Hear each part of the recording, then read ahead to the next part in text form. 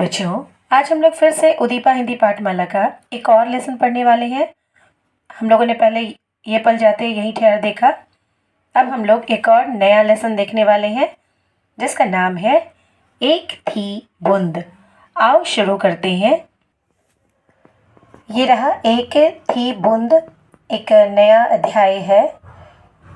एक छोटी सी स्टोरी है, लेकिन इसमें इसकी जो गहराई है, यानी इस पाठ से जो हमें सीख मिलती है वो काफ़ी बड़ी है। आओ देखते हैं।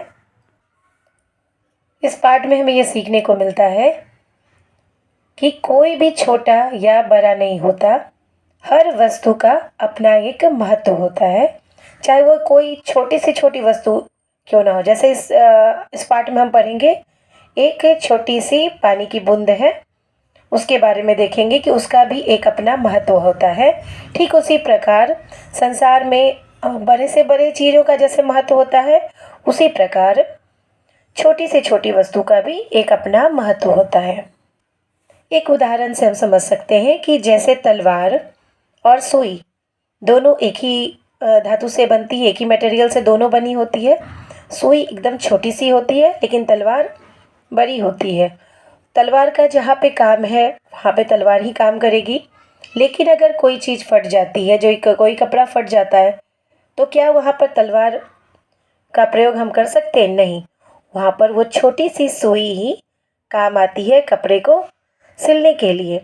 इसलिए ऐसा बोला जाता है कि छोटी से छोटी वस्तु का एक अपना महत्व होता है। जहाँ पर उस छोटी सी चीज़ का काम है, वहाँ कोई बड़ी चीज़ काम नहीं कर सकती। हम तलवार से कपड़े नहीं सिल सकते, हम सुई से ही सिलेंगे। और जहाँ पे तलवार का काम है, लड़ाई में, युद्ध में तलवार का काम आता है, तलवार का वहाँ पर प्रयोग होता है, वहाँ पे सुई कुछ नहीं कर सकती।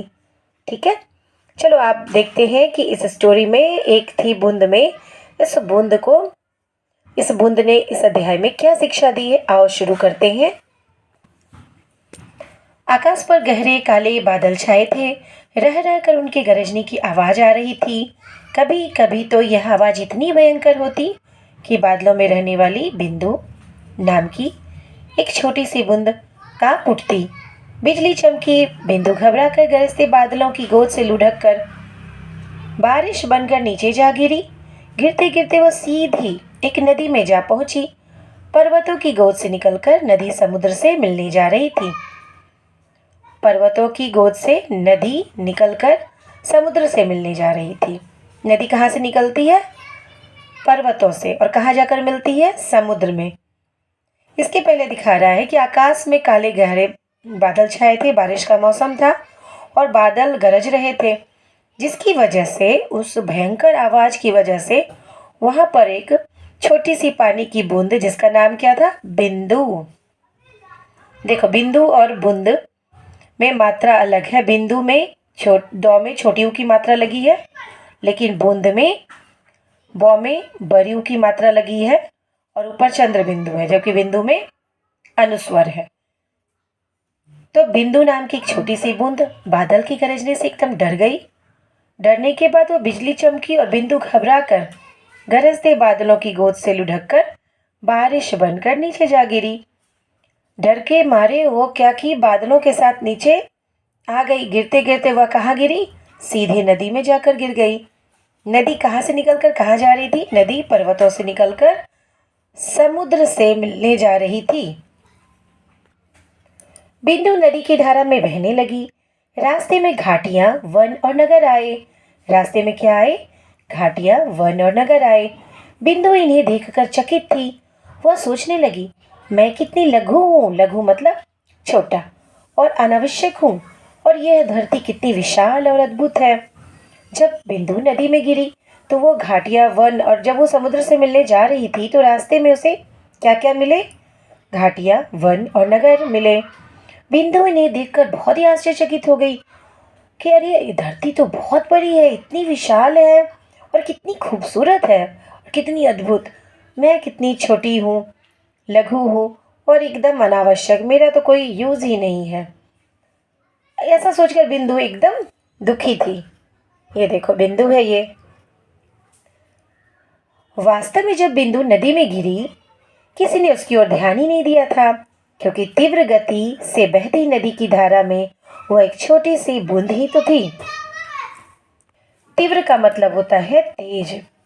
जब बिंदु ऊपर आकाश से नदी में गिरी तो उस पर किसी ने ध्यान नहीं दिया, क्योंकि वह एक छोटी सी बूंद ही तो थी। लंबी और थका देने वाली यात्रा में कई मुसीबतों का मुकाबला करती मुड़ती मुड़ाती नदी अंत में समुद्र तक पहुंच गई। बूंद ने शांति की सांस लेते हुए कहा, आखिर मेरी यात्रा समाप्त हो गई। बूंद ने स्वयं से बोला, चलो आखिर मेरी यात्रा समाप्त हुई। जब नदी समुद्र तक पहुंची तब बिंदु ने यानी उस बूंद ने खुद से कहा कि चलो मेरी यात्रा समाप्त हो गई। अब मैं ज्ञानी और पुरातन समुद्र से अवश्य मिल पाऊंगी, जिसके बारे में मैंने न जाने कितनी बातें सुनी है। पुरातन यानी प्राचीन। बिंदु ने यानी वो छोटी सी बूंद ने समुद्र के बारे में ये बहुत वो जान रही थी कि काफ़ी ज्ञानी है वो समुद्र और बहुत ही पुराना है। उसके बारे में वो उसने काफ़ी कुछ सुन रखा था। और उसके बाद जब वो समुद्र तक नदी पहुंच गई, नदी के साथ साथ बूंदी भी पहुंच गई, तब उसने अपने आप से कहा, चलो आखिर मेरी यात्रा समाप्त हो गई, अब मैं समुद्र से मिल पाऊंगी। पर बाबा समुद्र ना तो ज्ञानी था न ही दयालु। समुद्र के बारे में क्या प्रयोग हुआ है? बाबा समुद्र, वह ना तो ज्ञानी था न ही दयालु था। उसने अपनी ऊंची ऊंची लहरों को भेज दिया, जो भयंकर कोलाहल करती नदी को निगलने आगे बढ़ी। कोलाहल मतलब शोर। वे चिल्ला चिल्ला कर कह रही थी, ओ नदिया, तुम्हारी लहरें कितनी छोटी हैं, और देखो हमारी तरंगे कितनी शक्तिशाली। ओ क्षुद्र नदी, क्षुद्र मतलब गरीब। समुद्र के पास बिंदु पहुंची तो उसने सोचा हुआ था कि बाप रे, समुद्र से मिलूंगी, वो तो बहुत ही ज्ञानी है, बहुत ही पुराना है, बहुत ही अच्छा होगा, रिस्पेक्टफुल होगा, दयालु होगा। लेकिन जैसे ही बिंदु वहां पहुंची तो उसने समुद्र का अलग ही रूप देख लिया। क्या रूप देखा उसने? वह ना तो ज्ञानी था न ही दयालु। उसने अपनी ऊंची ऊंची लहरों को भेज दिया, जो भयंकर शोर करती हुई नदी को निगलने के लिए आगे बढ़ने लगी। चिल्ला चिल्ला कर वो कह रही थी, ओ नदिया, तुम्हारी लहरें कितनी छोटी हैं, देखो हमारी तरंगे कितनी शक्तिशाली है। ओ क्षुद्र नदी मतलब ओ गरीब नदी, तुम चले जाओ यहाँ से। बेचारी नदी भय से कांप रही थी। वह मुड़कर वहां से भागना चाहती थी कि फिर से जा सके अपने पिता पर्वत के पास, पर यह तो संभव था ही नहीं। समुद्र ने नदी की घबराहट को समझ अपने सबसे बड़ी व्हेल और सबसे भयंकर शार्क मत्स्य को आगे कर दिया। उनके शरीर चिकने थे और पूंछें शक्तिशाली। मत्स्य मतलब मछली। जैसे ही समुद्र ने देखा कि नदी भय से कांप रही है और नदी सोच रही थी, ओह माय गॉड, मैं कहाँ आ गई, मतलब कि अरे भगवान, मैं कहाँ पहुँच गई, मैं जाती हूँ अपने पिता पर्वत के पास फिर से। यह समुद्र तो बहुत ही भयंकर है, मुझे डरा रहा है और मुझे मेरी छोटी छोटी लहरें इसका सामना ही नहीं कर पा रही है। तो नदी सोचने लगी, चलो वापस अपने पिता पर्वत के पास चली जाती हूँ। लेकिन क्या यह पॉसिबल था? नहीं, यह संभव ही नहीं था। समुद्र ने नदी की घबराहट को समझ लिया। जैसे समुद्र ने देखा, और अच्छा, नदी डर रही है, चलो इसको और डराते हैं। तो उसने क्या किया, अपनी सबसे बड़ी व्हेल, व्हेल का स्पेलिंग देखो, और सबसे भयंकर शार्क मछली को आगे कर दिया। उसके शरीर चिकने थे और पूछे शक्तिशाली। फिर कहा, तुम्हारे कछुए, केकड़े और मछलियां हमारे सामने कितनी छोटे हैं और तुम भी कितनी कमजोर हो। हम हैं शक्तिशाली समुद्र के प्राणी। वे चिल्ला रहे थे। कौन चिल्ला रहा था? व्हेल और शार्क। जब समुद्र ने उसको बोला, जाओ उनको डराओ, तो ये लोग पहुंच गए नदी को डराने और नदी को बोलने लगे, तुम्हारे पास है ही क्या, छोटे छोटे केकड़े, कछुए और मछलियाँ, ये सब हमारे सामने थोड़ी टिकेंगे। तुम कैसे हमारा सामना करोगी? देखो हम लोग कितने शक्तिशाली हैं।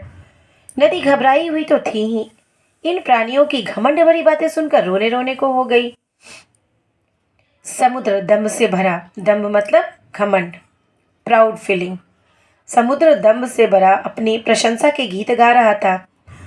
उसने अपने तल से कुछ रंगीन मूंगे, मूंगे मतलब एक प्रकार का रत्न, ऊपर उछाले और पूछा, है तुम्हारे पास ऐसा कुछ?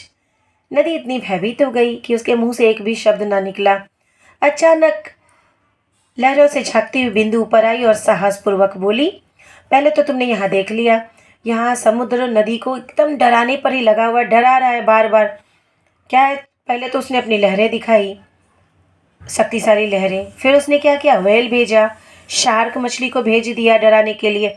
फिर रंगीन मूंगे दिखाने लगा उछला उछला करके, देखो मेरे पास क्या है और तुम्हारे पास क्या है।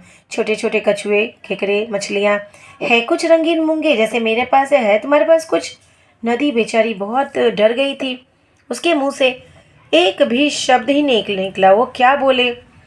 तभी अचानक लहरों से झांकती हुई बिंदु ऊपर आई और साहसपूर्वक बोली, इन उछलती लहरों, शार्क मछलियों और अपने मूंगों के बल पर तुम बहुत बड़े बन रहे हो। और समुद्र, अपने फैलाव, अपनी गहराई, अपने रंगों के बल पर तुम बड़े हो ना। सोचो तो क्या तुम्हारे पास वह है जो मेरी इस छोटी सी नदी के पास है। बूंद ने साहसपूर्वक जब देखा, बूंद ने कि अरे नदी तो एकदम कमजोर पड़ गई है, वो कुछ बोल नहीं रही है और डर रही है बिल्कुल, तो वो उसको साहस, अपने अंदर उसने साहस लाया और समुद्र को ललकार कर उसने कहा, इन उछलती लहरों, शार्क मछलियों और अपने मूंगों के बल पर तुम बहुत बड़े बन रहे हो। तुम्हारा फैलाव, तुम्हारी गहराई और तुम्हारे रंग के कारण तुम बड़े हो ना। सोचो क्या तुम्हारे पास वो है जो हमारे पास है, जो इस छोटी सी नदी के पास है, क्या तुम्हारे पास है। और छोटी सी बूंद, तुम्हारी हिम्मत कैसे हुई मुझसे प्रश्न करने की। क्या तुम नहीं जानती मैं कौन हूँ। मैं शक्तिशाली विशाल समुद्र हूँ, मुझे में कोई कमी नहीं है। समुद्र क्रोधित होकर चिल्लाया। समुद्र ने जब छोटी सी बूंद के का साहस देखा तो वो उसको एकदम गुस्सा आ गया। और छोटी सी बूंद, तुम्हारी हिम्मत कैसे हुई मुझसे प्रश्न पूछने की। क्या तुम नहीं जानती मैं कौन हूँ। मैं शक्तिशाली समुद्र हूँ, मुझ में कोई कमी नहीं है। समुद्र ने क्रोधित होकर चिल्लाया। क्या कहा, मुझ में कोई कमी नहीं है। किससे कहा उसने। समुद्र ने छोटी सी बूंद से कहा कि मुझ में कोई कमी नहीं है। तभी बूंद ने कहा, हाँ है, कमी है, भारी कमी है। बूंद ने पलटकर उत्तर दिया, नदी के पास मैं हूँ, ताजे जल की एक बूंद और मेरे जैसी अनेक बूंदें जो जीवन के लिए आवश्यक हैं। तुम्हारे पास तो नमक से भरा पानी है जिसे कोई पी भी नहीं सकता। क्या यह कहावत कभी नहीं सुनी, पानी पानी सब जगह पर एक बूंद पीने को नहीं। तभी जब समुद्र ने क्रोधित होकर चिल्लाया, तभी बूंद ने कहा, बहुत कमी है तुम्हारे अंदर। देखो उस नदी के पास, उसके पास एक छोटी सी बूंद मैं हूँ और मेरे जैसी अनेक बूंदें हैं जो जीवन के लिए आवश्यक हैं। ताजे जल की एक बूंद हूँ मैं और मेरी जैसी हजारों बूंद इस नदी के पास है जो कि जीवन के लिए बहुत ज़रूरी है। तुम्हारे पास क्या है। तुम्हारे पास तो नमक है, नमक से भरा पानी है जिसे कोई पी भी नहीं सकता। क्या तुमने कहावत नहीं सुनी, पानी पानी सब जगह पर एक बूंद पीने को नहीं।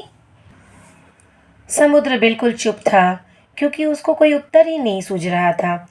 उसे अपनी गलती समझ आई, वह तुरंत शांत हो गया। उसकी आवाज़ में अंतर था। यह आवाज़ थी प्रेम और दया से भरी। बूंद की बातें सुनकर समुद्र को सच में एहसास हुआ कि यह तो सही कह रही है। पानी पानी सब जगह है पर एक बूंद पीने को नहीं है। मेरे अंदर तो सिर्फ नमक ही नमक भरा हुआ है। वह बोल उठा, आओ मेरी प्यारी नदी आओ, मेरे घर में तुम्हारा स्वागत है। मैंने जो दम्भ दिखाया उसके लिए मैं क्षमा मांगता हूँ।